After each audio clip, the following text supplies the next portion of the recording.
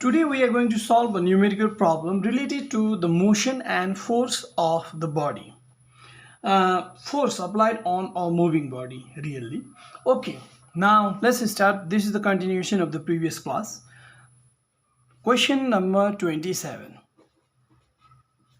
Where the question, a car is moving with a constant velocity of 72 km per hour.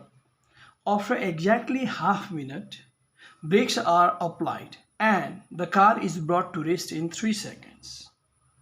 Calculate number 1, the distance covered in first half minute. Number 2, the distance covered by the car in last 3 seconds. Now, distinctly, this numerical problem is divided into two parts. First part, for the first part, what we have to see, it is in constant velocity.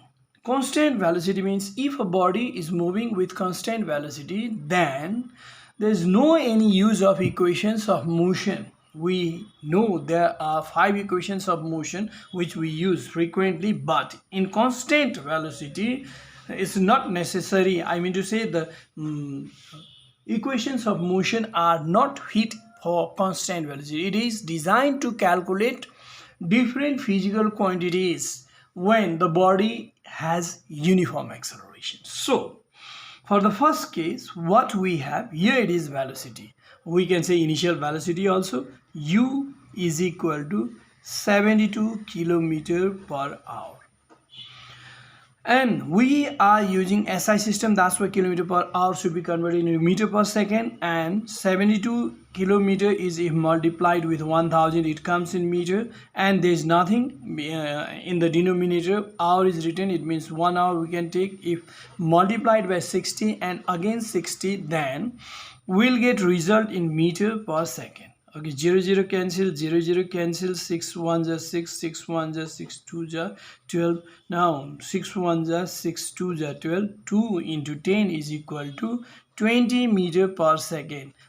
This car is moving with the velocity of 20 meter per second. After exactly half minutes, brakes are applied. It means distance covered in first half minute means the time for the first half minute is just 30 seconds. First half minute means 30 seconds. Now how much distance is covered is asked in question number 1. That's why we have to calculate here distance is equal to question mark. Now we are not using these equations of motion for this. Just velocity is equal to distance by time. Here it is written initial velocity, whether it is initial or final, there is only one velocity, is equal to distance by time. We are using this equation. And if it is so, then S is equal to what? U into T. Now this is equal to, U is given 20 meter per second and time is given what? 30 seconds. Second cancel, 3 2 is 6, and the answer is 600 meter. This is the distance covered in first half minutes.